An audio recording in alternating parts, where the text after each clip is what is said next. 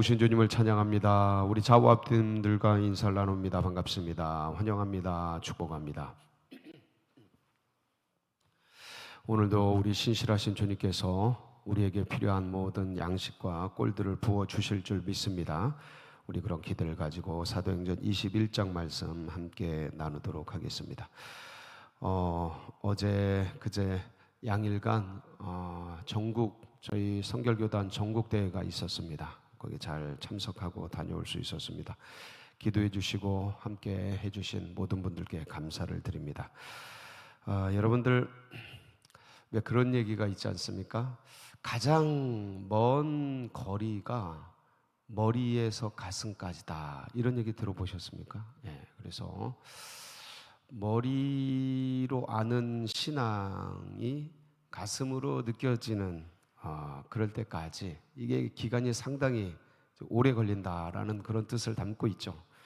아이들이 이제 주일학교를 통해서 하나님에 대해서, 주님에 대해서 이제 배우고 익히고, 이제 머리로는 아는데 이제 이게 가슴으로 느껴지고 영으로 알아질 때까지는 상당한 시간이 걸리게 됩니다. 이제 그래서 그런 얘기들이 나오게 되는데, 근데 머리에서 가슴까지 거리도 먼데 또 먼 거리가 하나 있습니다.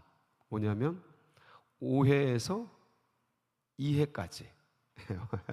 이게 오늘 제목인데, 오해와 이해 사이라는 제목인데 이게 상당히 멉니다. 오해는 쉽고 이해는 쉽지가 않습니다. 어렵습니다. 어떤 분들은 평생 걸리는 분도 있습니다. 제가 지난 주일에 아버지에 대한 얘기를 했지 않습니까? 그래서 용서가 되어질 때 이해가 선행돼야 되는데, 그 이해를 하는데 30년 이상 걸린 거죠. 30년 이상. 그러니까 아버지의 그런 생애, 부모님의 그런 삶, 그 시대, 우리는 도무지 이해가 안 되죠. 자녀들은 그 시대적 한계와 어떤 민족적, 뭐 전쟁이라는 건 누구도 어떻게 해볼 수 없는 거니까, 그러니까 고아원에 늘 수밖에 없었고, 그 다음에 그런 어떤 한들을 품고 그런 한들을 뿜어내는, 술로 뿜어내는 게 중독이 되신 거죠. 뿜어내는 그런 자기만의 비밀, 아픔.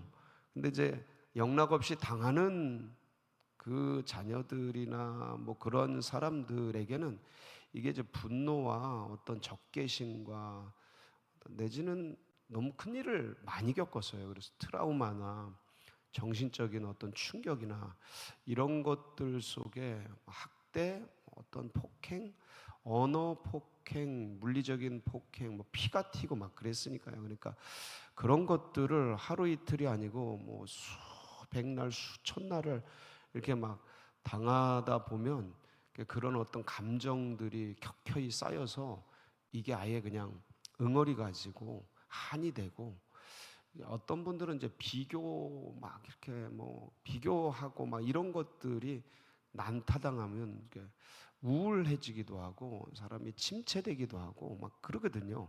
그게 성격이 되기도 하고. 그런 어떤 아픔들에 대해서 보니 그게 이해가 됩니까? 이해가 안 되죠. 당하는 입장에서는 진짜 이해가 어렵습니다. 근데 이제 시간이 지나서 저도 철이 들고, 저도 나이를 먹고, 저도 이 사회에서 이제 어떤 한 사람으로서 생활을 하다 보면 이제 부모의 그늘에서 벗어나서 사회생활을 하고, 그러면서 이제 이것저것 눈을 뜰 거 아니겠습니까? 그리고 시대가 어떻고 민족이 어떻고 국제 정세가 어떻고 이런 것들에 대해서 지식적으로 또 경험적으로 알게 되고, 그러면 그분은 어떻겠다. 그리고 또 누군가에게 어떤 그분들의 삶에 대한 얘기를 전해 들을 때 하고 뭐가 뜨이는 거예요? 이해가 되는 거죠. 이해. 그러니까 오해에서, 이거 오해거든요. 어떤 면에서는 모르니까, 당하니까, 아프니까. 그러니까 오해에서 이해까지 걸리는 시간이 몇십 년도 걸리고, 어떤 분들은 평생 걸리기도 하고, 어떤 분들은 또 짧게 걸리기도 하는데, 그게 쉽지가 않다. 참 쉽지가 않다. 근데 우리가 살아가는 데 있어서 사람과 사람이 부딪히며 살아가지 않습니까? 작게는 가정에서, 우리 집에서 일어난 일입니다. 이게 저희 집에서 부모와 자녀 사이에서 일어난 일이에요. 또 저는 얼마나 많은 제가 이제 부모가 되고 자녀들이 있지 않습니까? 이 자녀들에게 이런 것들을 일으킬까 생각해보면 뭐밖에 없어요? 하나님의 은혜밖에 없습니다. 이게 사람이 살아가는 데 있어서 아무리 뭐 잘 산다 뭐 한다 해도 이게 생길 수밖에 없구나. 인간의 연약함과 한계성 속에서 발생할 수밖에 없는 어떤 필연적인 그런 삶의 결과 같은데, 경험적인 내용 같은데, 그래서 이 이해와 오해 사이가 얼마나 먼지, 이 노래도 있습니다. 노래도 있고 책도 있어요. 이런 책도 있고, 제가 보낸 사진이 있나? 예, 이 책도 있고, 찾아보니까 칼럼도 있고 신문 사설도 있고, 아주 그냥 별게 다 있더라고요. 이게 얼마나 많은 일들을 야기하는지. 자, 그래서 이제 제가 왜 이 얘기를 드리냐면, 오늘 바울 사도가 이제 3차 전도 여행을 제가 보기에 한 3년 넘어서 4년 가까이 하셨어요. 그러니까 전도 여행을 일주일만 다녀와도, JDTS 현장 실습 일주일 다녀온 분들 얘기를 들으면 아주 그냥 파란만장해요. 그냥 일주일 다녀왔는데 그냥 파란만장해. 그러니 몇 년을, 저도 3개월을 다녀왔거든요. 아프리카로 다녀왔습니다. 탄자니아하고 케냐. 그 3개월 동안 그걸 도는데, 그게 집 떠나면 처음엔 좋아, 재밌어. 여행 가는 것 같아. 선교가 아니고 너무 재밌어요. 가서 이제 부딪히고 사람들이 같이 움직이니까 독특한 것들이 막 드러나요. 아주 그냥 보이지 않던 것들이 다 드러납니다. 그냥 그것과 맞부딪히면 힘들어. 어렵고, 거기서도 팀장을 했는데 갔다 오면 하여간 뭐 별거 조율하고 뭐하고, 사역은 사역대로 해야 되지. 그 다음에 뭐 해낼 건 많지. 이 사람들은 부딪히지, 누구는 아프지, 누구는 안 간다 그러지, 누구는 뭐 집 생각난다 그러지, 누구는 뭐, 아이고야, 그거 진짜 만만치가. 그 3개월이 3년, 30년 같더라고, 느낌이. 근데 한 3, 4년 이상 그 전도의 현장, 선교의 현장, 그것도 우리 같은 민족이나 나라가 아니고 타국이잖아요. 거기서 겪는 고충은 아무리 사명이 있고 아무리 전도에 대한 열정이 있어도 힘든 건 똑같은 거예요. 어려운 건 마찬가지예요. 위대한 업적을 이뤘잖아요. 그래, 근데 그 얼마나 힘이 들었을까, 얼마나 핍박을 피해서 죽음의 위기 속에서. 그러니까 이게 3, 4년 동안 그 긴장감이라는 거는요, 이게 긴장감이 쫙 올라가서 본인이 힘든 줄도 몰라요. 근데 딱 끝나고 나면 마치 전쟁통에 뭐 총알 맞고 뭐가 스치고 막 다치고, 그래도 아픈 줄 모르다가 전쟁 딱 끝나면, 전투 끝나면 온몸이 축구도 전쟁이에요. 축구 나가면 그냥 미친 듯이 뛰어요. 목사님들이, 전사님들이. 근데 부딪히고 살과 살이 튀고 막 그라운드 위에는 목사님, 전도사님 이런 거 없어요. 그냥 갖다 부딪히는 거야. 그러면 그때는 아픈 줄을, 다친 줄도 몰라요. 그냥 무조건 그냥 끝나고 나면 아이고 소리가 그냥 나와요. 그냥 다음 날이면 더 죽어요. 아마 오늘쯤 다들 지금 죽을 것 같을 거예요. 그런데 중요한 건 그럴 땐 모른다. 그런데 이제 모든 걸 이제 3년을 마치고 집으로 돌아오는 이 바울의 마음은, 고향으로 돌아오는 마음은 얼마나 해피했을까. 자, 그래서 이런 바울을 오늘 이제 말씀을 보면 17절이죠. 한번 보실까요? 17절 시작. 예루살렘에 이르니 형제들이 우리를 기꺼이 뭐해요? 영접, 환영. 와, 수고했습니다. 그러고 그냥 그 예루살렘의 형제들이 너무 환대를 해주는 거죠. 너무 기쁘죠. 이러면 기쁘고 감사하고. 그리고 이제 바울이 들어와 가지고 이제 하루 쉬고 다음 날 어떻게 합니까? 18절 보고를 해야 될 거 아니에요. 시작. 그 이튿날 바울이 우리와 함께 야고보에게로 들어가니 장로들도 다 있더라. 자, 이제 바울은 이제 어른들께 보고를 하러 들어가고, 이제 어른들은 쫙 모여가지고 바울이 왔으니까 환영하는 거죠. 그리고 또 선교 보고도 열매들도 듣고, 그랬더니 바울이 이제 보고를 하는 겁니다. 19절 시작. 바울이 문안하고 하나님이 자기의 사역으로 말미암아 이방 가운데서 하신 일을, 선교 보고를 12제자가 예수님께 선교 보고를 하듯이, 현장 실습 다녀온 JDTS 45기 이제 떠나죠. 대만하고 방글라데시로 떠나는데 이분들이 다 같이 와서 갔다 와서 우리 성도님들에게 보고를 하잖아요. 그런 것처럼 이분들이 이제 바울이 선교 보고를 했습니다. 위대한 역사가 일어났죠. 진짜 엄청난 역사가 일어났죠. 바울 같은 인물은 없습니다. 바울 같은 인물은 없어요. 성경에 어떤 인물도 바울같이 위대한 일을 한 개인이 이런 일을 한 사람이 없어요. 대단한 분입니다. 그러니 그 선교 보고를 듣는데 얼마나 기쁘겠어요. 그 열매들이 이렇게 많으니. 자, 그런데 문제는 뭐냐면 이 바울이 해외에서 선교를 하고 전도를 하면서 복음을 전하는데 오해가 있었던 거예요. 어떤 오해냐면 바울이 복음을 전하는데 반면에 율법을 무시하고 율법을 안 지켜도 된다라고 전했다고 유대인들이 오해하고 있는 거예요. 그러니까 과격파 유대인들이 누구를 죽이려고 그래요? 바울을 죽이려고 했던 거예요. 바울은 전혀 그런 의도가 아니었습니다. 새로운 시대가 왔다. 새로운 시대가 왔다. 그래서 새롭게 바뀌어야 된다. 이런 얘기를 한 거예요. 이걸 없애라. 율법은 이제 소용없다. 절대 그런 얘기 한 거 아닙니다. 바울이. 오늘 바울을 보면 어떤 의미를 가지고 있었냐면 갈라디아서 3장 24절 같은 경우를 보면 바울의 사고가 잘 드러나 있어요. 시작. 이같이 율법이 우리를 그리스도께로 인도하는 초등교사가 되어 우리로 하여금 믿음으로 말미암아 의롭다함을 얻게 하려 함이라. 저게 옛날에 초등교사가 몽학 선생이었어요. 몽학 선생. 그러니까 저렇게 율법이 인류를, 사람들을 그리스도께로 인도하는 초등교사, 몽학 선생, 데리고 다니는 마치 하인, 주인장을 모시고 다니는 하인 같은 역할을 뭐가 했다라는 거예요? 율법이 했다라는 거예요. 그러니까 율법이 소용없다가 아니고 율법의 역할은 이거였다 이겁니다. 율법의 역할은 로마서 3장 20절 22절을 보면 한번 보실까요? 거기 시작. 그러므로 율법의 행위로 그의 앞에 의롭다 하심을 얻을 육체가 없나니 율법은 뭐를 깨달아요? 이런 역할이 있다 이거예요. 무시하는 게 아니고 소용없다는 게 아니고. 그래서 이제는 율법에 하나님의 한 의가 나타났으니 율법과 선지자들에게 증거를 받은 것이라. 곧 예수 그리스도를 믿음으로 말미암아 모든 믿는 자에게 미치는 하나님의 의니 차별이 없느니. 21절 보면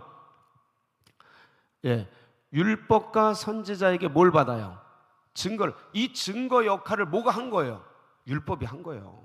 율법이 한 거예요. 죄를 깨닫게 하고 몽학 선생 역할을 하고 오실 그분을 증거했고, 이런 역할을 율법이 한 거를 바울이 명확하게 알고 있습니다. 철저한 율법주의자였잖아요. 바울이 너무 잘 알죠. 바리새인이니까. 그런데 거기서 깨닫고 그리스도 예수가 어떤 분이신지를 알고 전하는데 유대인들은 이걸 오해했던 거예요. 오해하니까 문제는 이 예루살렘에도 유대교에 있다가 예수님을 믿은 사람들이 있었습니까? 없었습니까?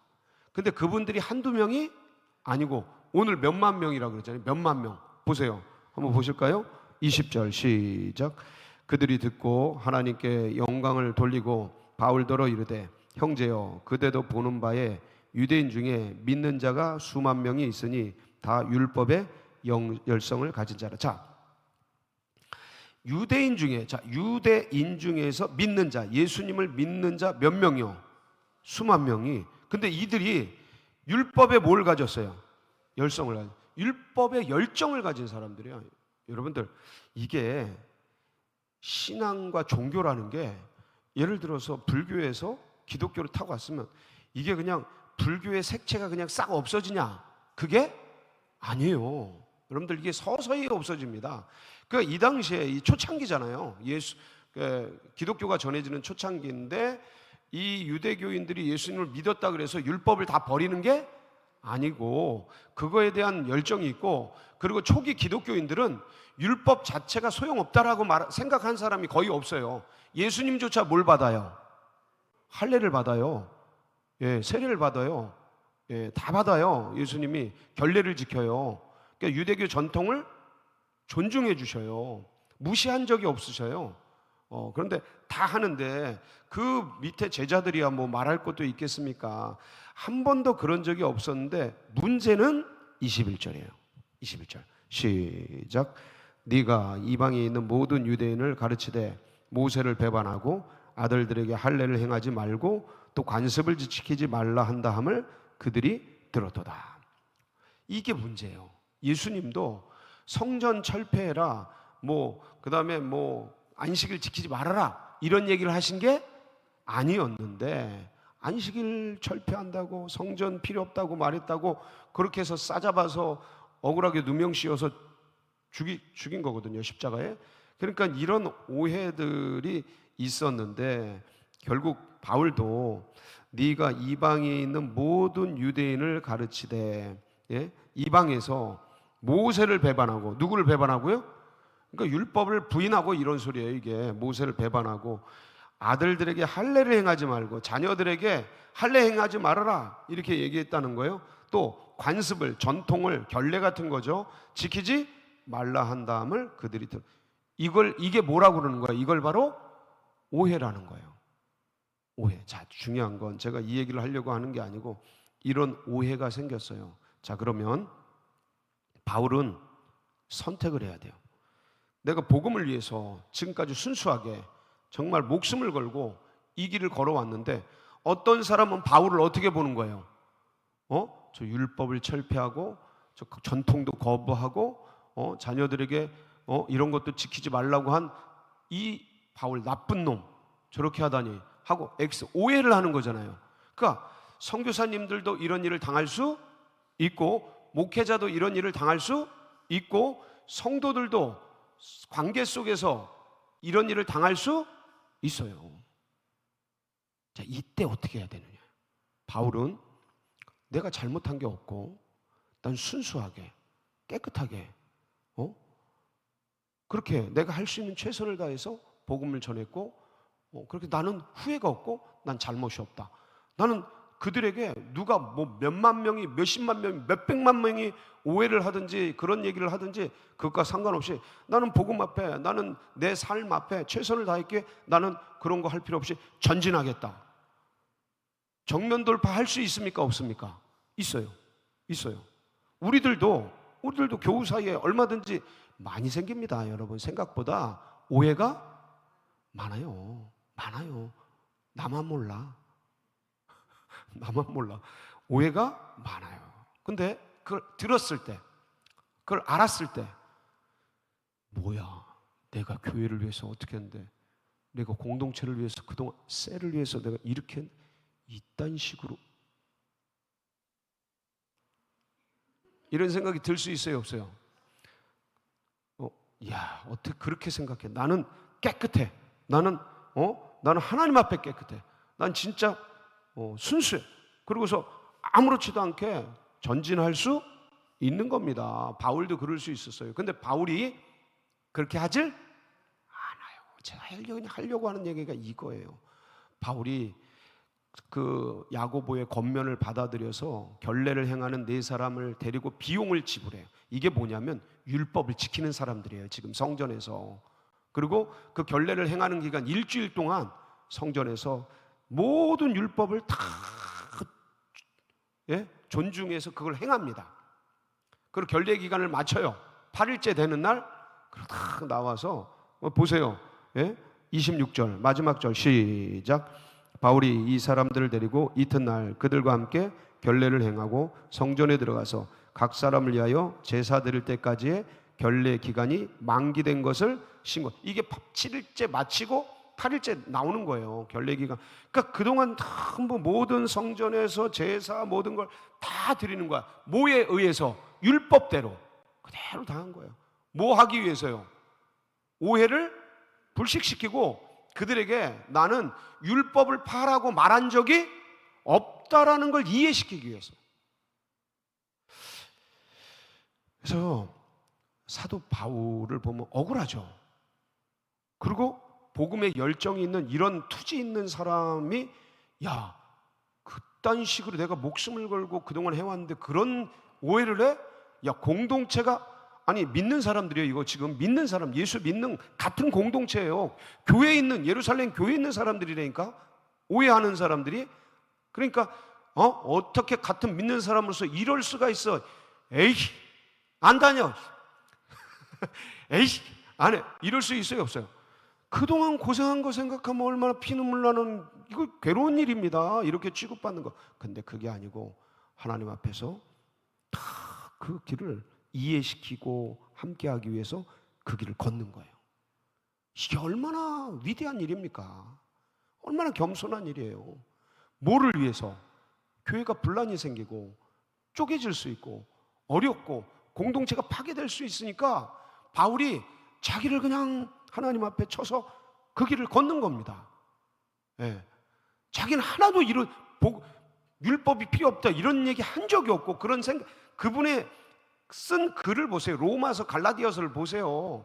율법이 얼마나 아름다운지에 대해서 잘 천명이 돼 있어요. 이게 얼마나 은혜를 위해서 이 율법이 필요한지, 예, 그런 게 잘 녹아져 있는데 그렇게 한 번도 전하지도 않고 생각해 본 적이 없는데 율법의 대가 아닙니까? 한마디로 바울보다 뛰어난 율법학자가 어디 있어요? 없어요.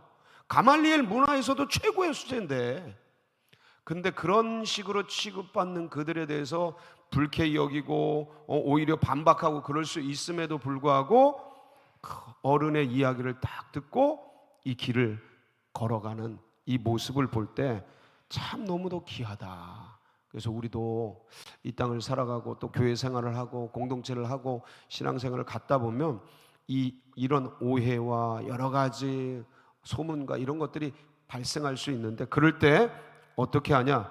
믿음의 은혜를 가지고 그것들을 수용하면서 걸어가시길 바랍니다. 그리고 삶을 살아가다 보면 이런저런 일들을 다 당할 수가 있어요. 마태복음 10장 16절에 이런 얘기가 있습니다. 같이 보실까요? 시작. 보라, 내가 너희를 보냄이 양을 이리 가운데 보낸과 같도다. 그러므로 너희는 뱀같이 지혜롭고 비둘같이 뱀같이. 얼마나 바울이 뱀같이 지혜롭게 이런 걸 수용해 갑니까? 우리들도 그래서 그 길을 걸어가서 주님의 놀라운 은혜가 우리들 가운데 임하기를 주의 이름으로 축복합니다. 같이 기도하시겠습니다. 간단히 말했지만 참 당하는 입장에선 쉽지 않은 일이기에, 그러나 주님의 지혜를 구하고 은혜를 바라면서 하나님, 또 연약한 환우들, 또 고난받는 분들, 그리고 연로하신 분들 위해서 중보기도 해주시고, 둔촌동 시대가 활짝 열리도록 포리온 아파트 예비된 영혼이 주님의 교회로 오도록 여러분들 각자의 기도 제목 붙들고 교회 행사들 또 기억하면서 우리 주여 부르짖고 다 같이 기도하며 나갑니다. 부르짖습니다. 주여, 주여, 주여.